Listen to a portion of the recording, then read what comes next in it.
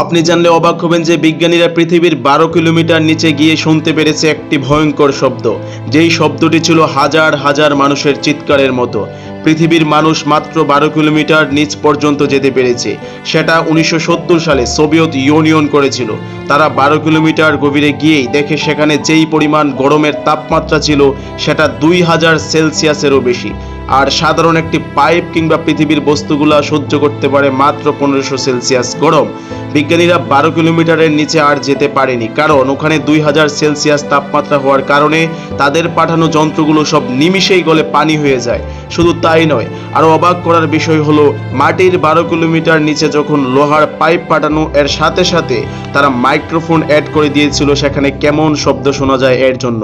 পরে মাটির নিচ থেকে তারা শুনতে পেল মানুষের চিৎকার, যেই চিৎকারগুলো হাজার হাজার মানুষের চিৎকারের মতো শোনা গিয়েছে।